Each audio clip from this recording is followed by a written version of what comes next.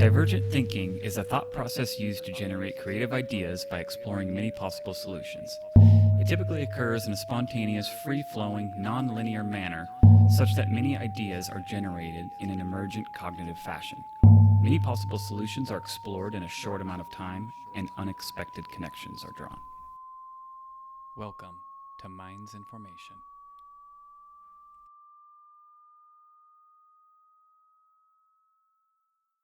What's up, gang? Rolling solo today, so just me. We're driving this car alone. I'm just sitting here waiting to see if we get nuked by hail or not. I don't know if you knew this, but Colorado Springs gets blasted by hail from time to time.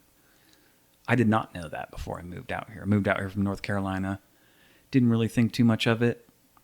Then once you get here, you realize the weather is a little crazy. Not only will you get annihilated from hail here and there. Yeah, oh, by the way, it was so bad a couple of years ago. I think $17,000 worth of damage on one of my vehicles is insane. I mean, that's what we have insurance for, right? So that was nice.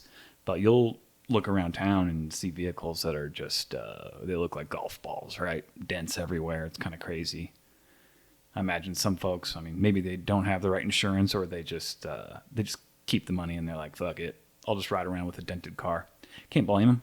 Depending on the situation, I might do the same thing. We were talking about it at work today, you know. It's like, yeah, I mean, if one of my vehicles gets nuked, shoot, I'll just collect the payout and keep it moving. It's just an aesthetic at that point. And I use my vehicles up in the mountains, you know. I got a couple of trucks, 4x4s, living in Colorado, and I use them for what they're made for. Spend a lot of time in the mountains, off-road, fishing, camping, you know, all that kind of stuff. So they get a little beat up anyways. But yeah, weather can be crazy.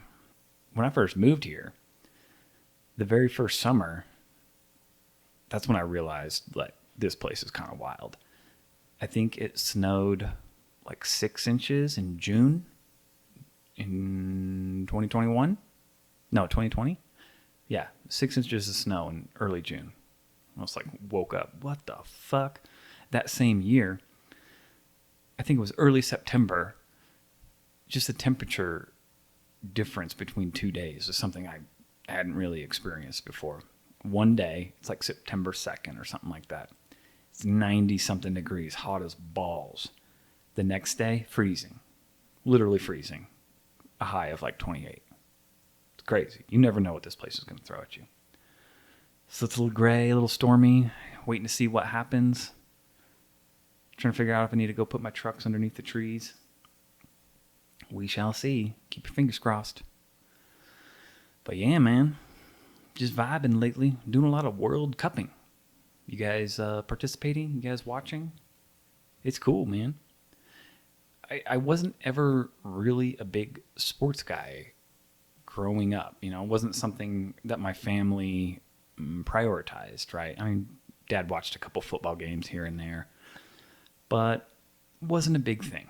We weren't going to sports games, and a lot of us didn't play sports either. It wasn't necessarily something that was strongly encouraged within the household, to our detriment, unfortunately. And I don't blame the family or the parents or anything, but looking back, I really wish I would have played more sports. They're good for you. Teamwork, discipline, fitness, all kinds of benefits, man. I think I learned a lot of that stuff a little bit later in life, being in the military. I'm like, oh yeah, being on a team is dope. Having that kind of camaraderie is really nice. It's beneficial. I think it's something that is really good for people. A lot of people naturally kind of desire. Builds a lot of good habits. So I slowly became a sports fan. And I give a lot of credit to my wife for that. She was a big volleyball player for pretty much her whole life. Still is. She's going to play games tonight. She's in a league. She's nasty, too. Plays doubles. Predominantly sand. But I think the tournament tonight is grass. But anyway, she's nasty. Played her whole life. Went to college. She was indoor back in the day. Really good player. D2 level in college. Then she transitioned over to beach at some point. Started playing doubles, and she's nasty with it. And she's 6'1", so that helps too. So she can play with the girls, she'll roast a lot of the girls, and she'll throw down with the dudes too, so don't sleep on her. But anyways, man, yeah, I found myself getting more into sports a little bit later in life. Started watching football, and yeah, I've been watching a lot of the World Cup. It's been cool. It's cool to see all these countries kind of come together. It's a unifying thing, right? It's kind of like the Olympics. And I think it lets everyone put all of their bullshit aside for a little while, which is beneficial. It's refreshing, right? A lot of people have probably seen these stories and accounts or posts on social media of all these people visiting from other countries. What is awesome, at least from what I've seen, is it seems overwhelmingly positive. And again, super refreshing, because it's really easy to get caught up in the negative side of the algorithm, right? Everything sucks. The country's being overrun by fentanyl zombies, and there's mass ICE police everywhere fucking arresting everyone. Everything sucks. Protesters, blah, all this division. But then all these people are coming over and they're talking about how they are having a wonderful time in America. They're having a wonderful experience. Shit that just is blowing people's mind. I saw this post of this Japanese dude going to like a Texas barbecue joint for the first time. And he couldn't believe it. I'm like, holy shit. Same thing with Mexican restaurants. Like, they just give you chips? Like, wow, that's so trusting. We haven't even paid. They're just giving me chips and salsa. There's endless chips and salsa. This is insane. The Scotland boys, I heard, straight up drained Boston of their alcohol at one point. Wild. 9 months from now, there's going to be a whole bunch of half Scottish babies running around that place. That'll be cool. It'll be cool, I mean, that's what you're supposed to do, right? Mix up the gene pool. It's good for you. We've always done it. But it's been cool, man. That unity, it's been nice. I guess there's an opportunity that the U.S. might play Iran at some point. I've been keeping an eye on the brackets and the groups and whatnot, seeing who's going to play who. That'd be wild. I feel bad for the Iranian team a little bit. It's not their fault that all this bullshit's going on. And they have to be based out of Tijuana because of the current situation. They're not allowed to stay in the States. So they fly in the night before a match, do the match, and then no recovery, no ice baths, no go stretch it out, have a team meeting, straight back to the airport, get the fuck out, back to Tijuana. And I guess a bunch of their staff, there's a whole apparatus that goes into a professional sports team, right? Bunch of the staff didn't qualify for visas, so they're not allowed into the country at all. So they're in a little bit of a tough spot, and I feel for that because, again, the current situation, politics, bullshit, doesn't have anything to do with these soccer players, but here we are. It is what it is. I also heard that it's possible on or around the 4th of July the U.S. could face off against the U.K. That'd also be dope. We better win if that happens. Be thoroughly disappointed if we don't. I'm wondering if the American team is actually going to be viable, though, because anybody that pays attention to soccer has always kind of said that the U.S. team is dog shit in relation to the top teams around the world. When you talk about Germany, Argentina, Brazil, France, countries like that, Spain. But it'd be sick. Last thing I saw, we were rated at number 8, and that's pretty good for the men's team. The women's team has won before, but, girl sports aren't real. It's all about the boys. So we'll see. Go Team USA, right? That'd be sick. But sports, man, sports is good for you. Something I tried to encourage my children to be involved in. And long story short, I had a little more control and influence with my younger son while he was growing up. So I made it a point to have him do something. It was always the deal. You got to do something, some type of sport. We can't just be sitting around bed rotting. It's just simply not allowed. So he picked wrestling. I think he had dabbled in BJJ a little bit prior to. I can't remember the exact timeline, which one came first, but same wheelhouse, right? Brazilian Jiu-Jitsu and wrestling. Rolling around sweaty dudes. Same, right? But I encouraged him to get involved, and he did. Then he wanted to back out. I'm like, I'm not into it anymore. But we weren't gonna take that. So forced him to stick with it. Man, probably one of the best parenting decisions I've ever made. No shit. He wrestled for 4 years. He's going to be a junior this year, and I think he is wanting to step away because he wants to, make that cheddar. Just got his first job and kind of opening up a little bit of a new world for him. So he wants to get a job, get a girlfriend, get a whip, go ride around with his homies, you do all those things. And I support that because I feel like the initial lesson and the initial purpose of encouraging him to be involved in sports was achieved. So yeah, 4 years wrestling, 4 years BJJ.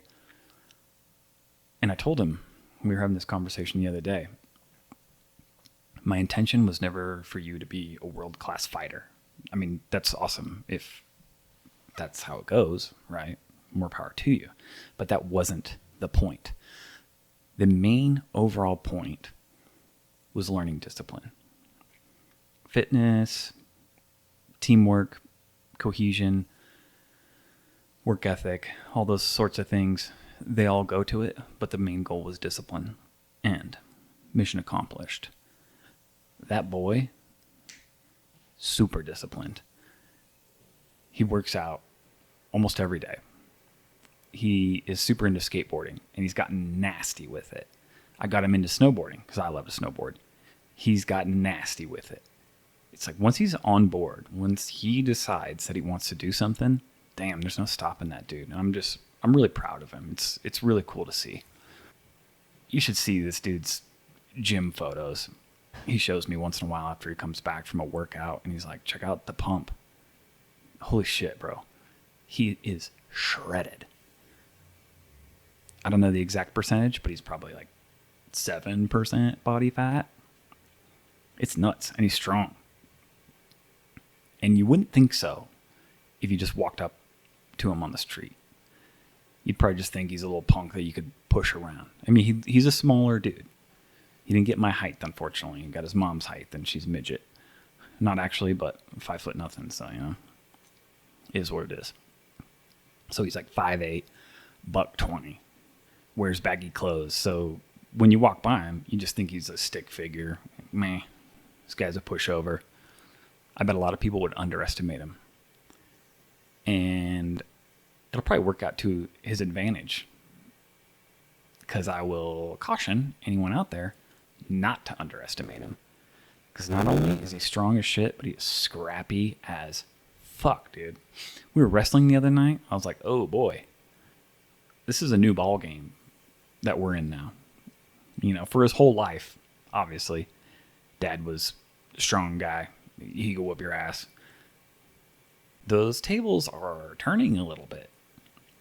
I would have to put in some really serious effort in a wrestling match to get the best of him. It's no joke. Because he's got the strength, the speed, and the technique. He's got all his bases covered. So watch out. Do not piss this guy off. Because he'll fucking suplex you and break your arm after that. And I'll just be laughing. Ha ha. Shouldn't have messed with him. Ha ha. But it's been cool to see. It's made me a proud papa. And again, with that discipline, that was just a baseline skill that I needed him to learn. But I'm seeing it translate to other aspects of life as well.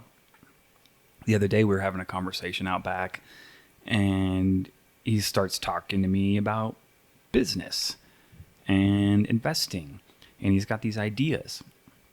So he recently got a job, right?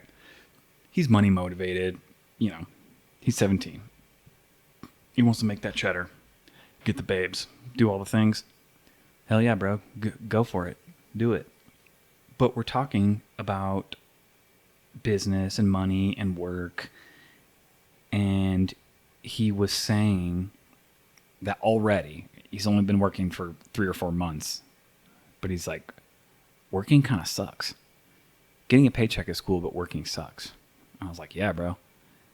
That's life for most people. You do some shit that you don't really want to do. You need the coupons that you can exchange for food and shelter and the other things that you need. It's just the way our system works. And get used to it, because this is your life for fucking the next 30 years, right? Unless you can figure something else out. And that's what we were really kind of diving into. The power of investing, the power of business, and learning these systems and using them to your advantage. And we kind of came up with an analogy.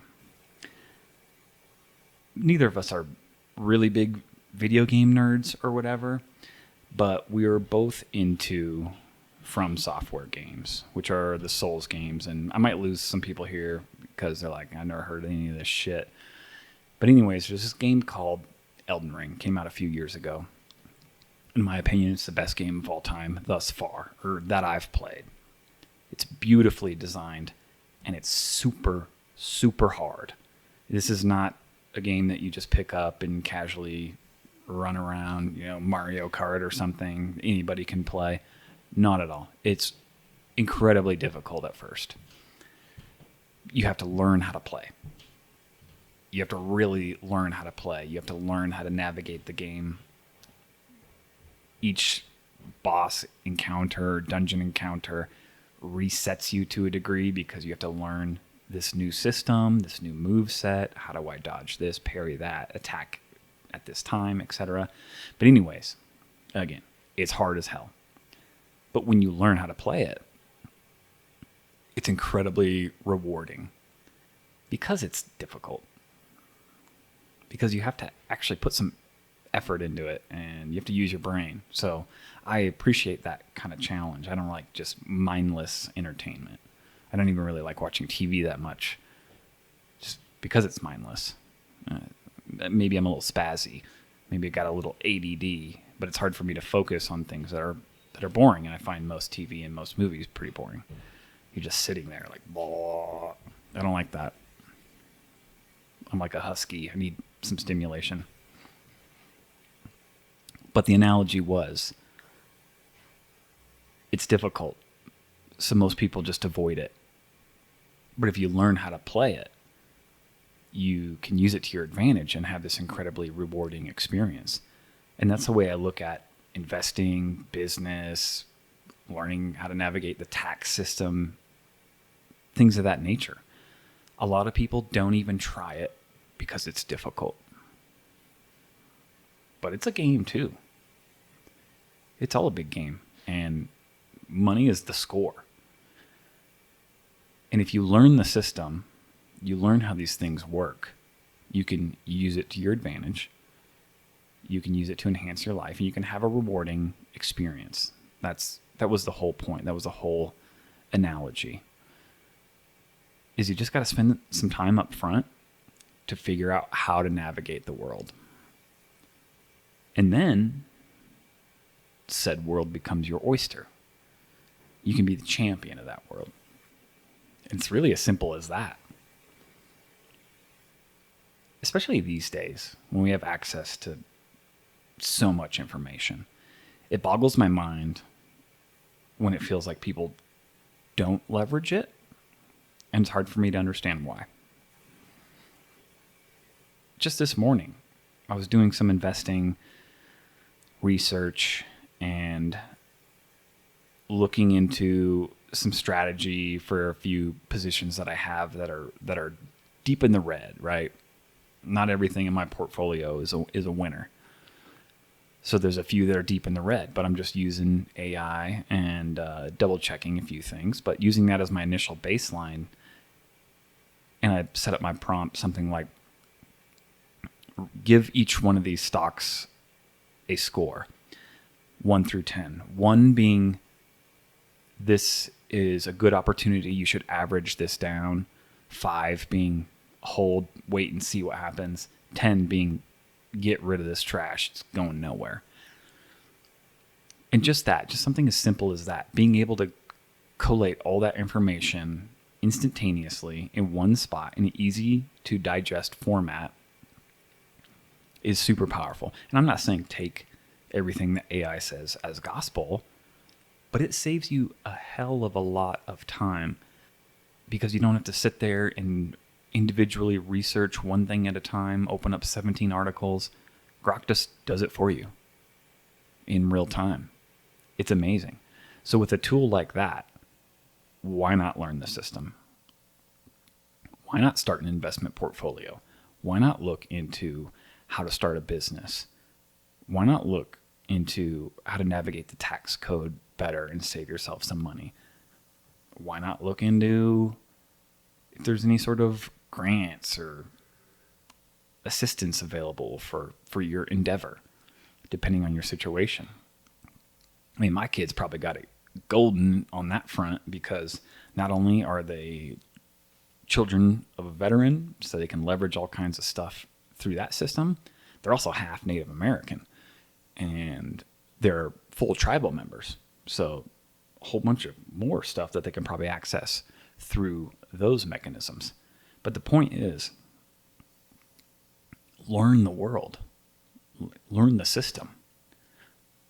That next boss that comes out, that could be anything, right? Figure out how they work and how to navigate it. When to dodge, when to tuck and roll, and when to strike. When you think of it like that, it simplifies things, at least for me. I like to gamify as much as possible. Again, just like I'm saying, that's how I approach investing in business. It's a game.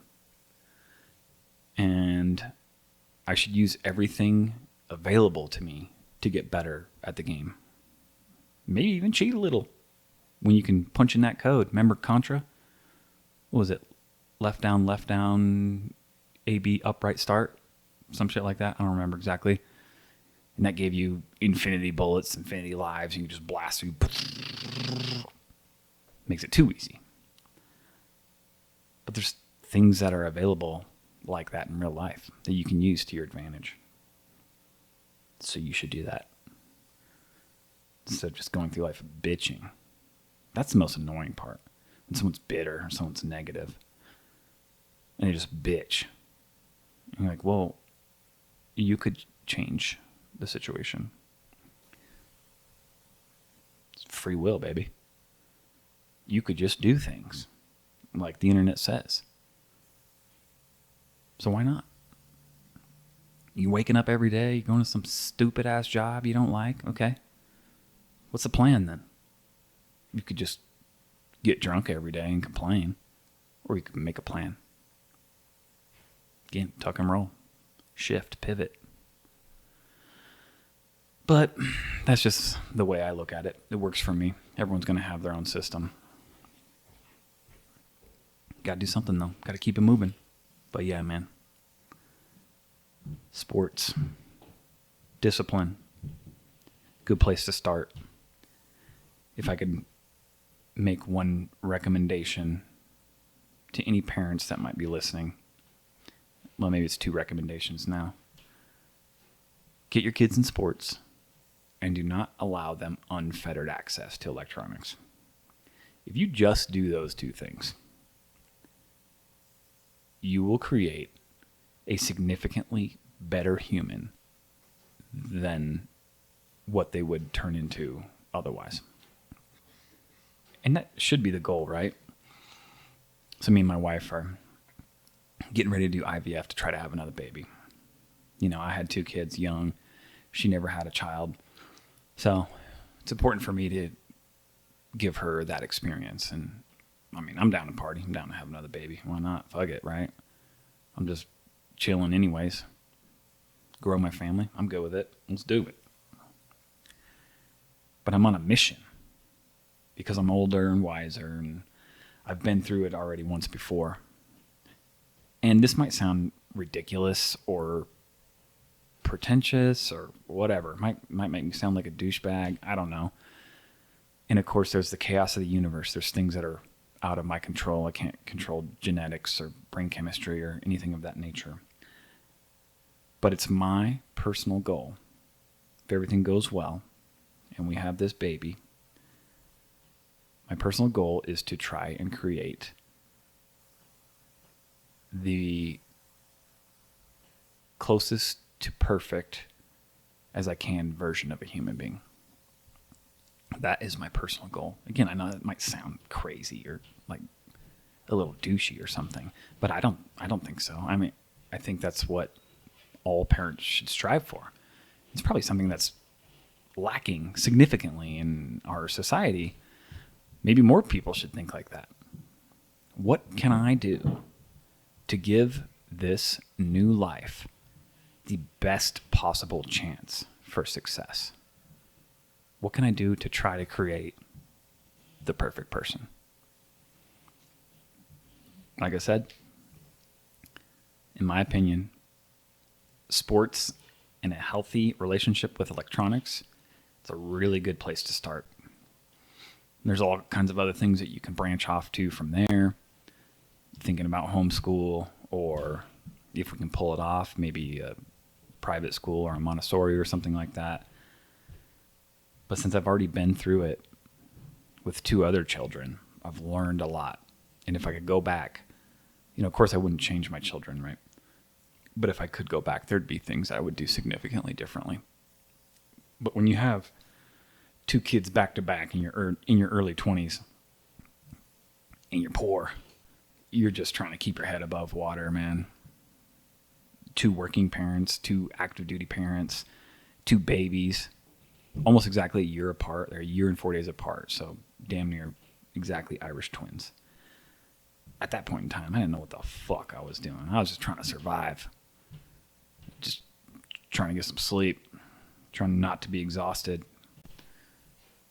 And it's tougher when you're younger, too, because I remember a lot of times kind of feeling like, oh, man, I just would like a little time for myself, or all my friends are out having fun and I can't be out with them. And I remember feeling a little bummed out about that. I don't have that anymore.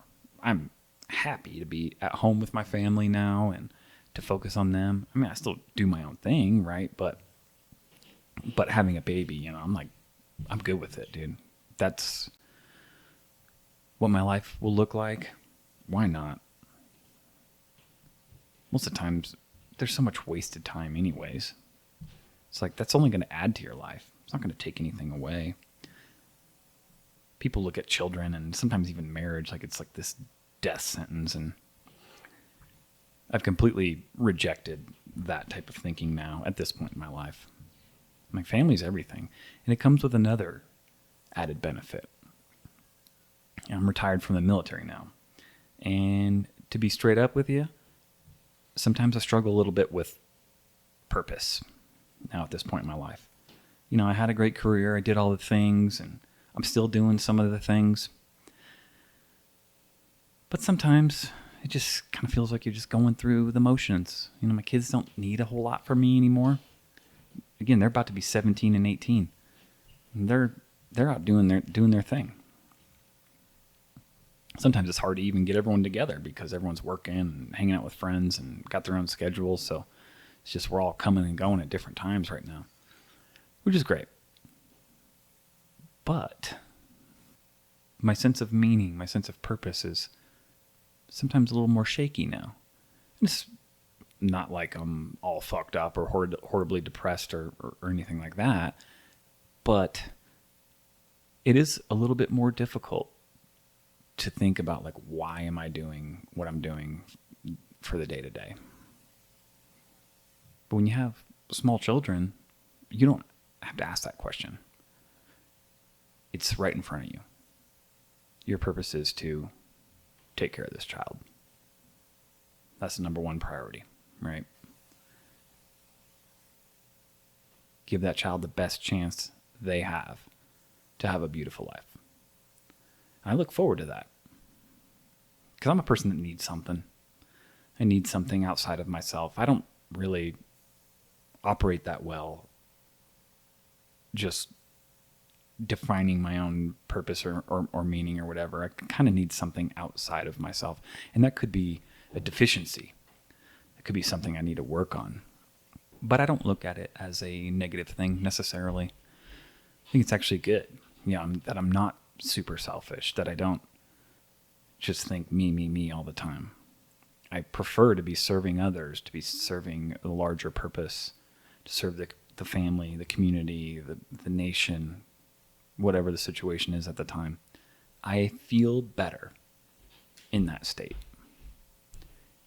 Left to my own devices, I don't really know what to do. Just kind of hang out. What should I do? I don't know. What do you want to do? Well, I don't know. Guess I could go fishing or go snowboarding or something. Go ride my mountain bike. And that's cool. But that's a few hours. And it doesn't really mean anything. It's just entertainment, activity, whatever. And it's good for you. It's nice. Get out in nature. Move your body. I think that's great. It's part of having a full life. But it doesn't really provide meaning or purpose. I guess that's what it all comes down to. What does life mean to you? What is your purpose here?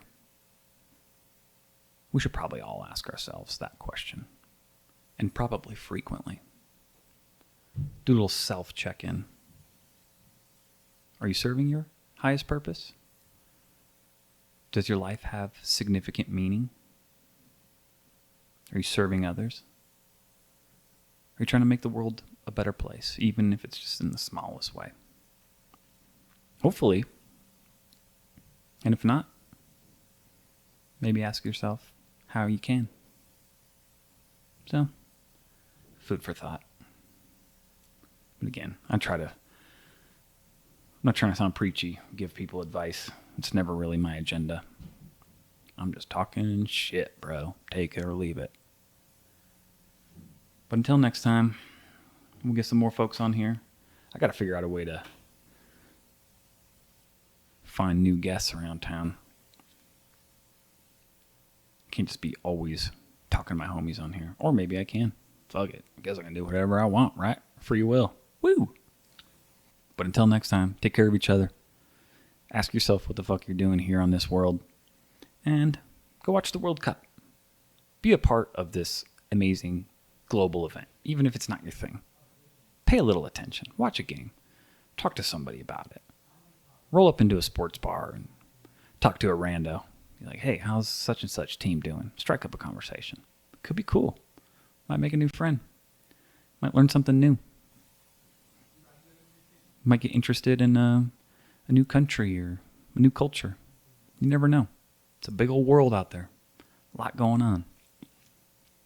Turn off your TV and get the fuck out there and live it. All right, y'all. That's enough for me. Till next time. Bye. Thanks for listening, everyone. Please make sure to like, comment, and subscribe. It really helps the show out. See you next time.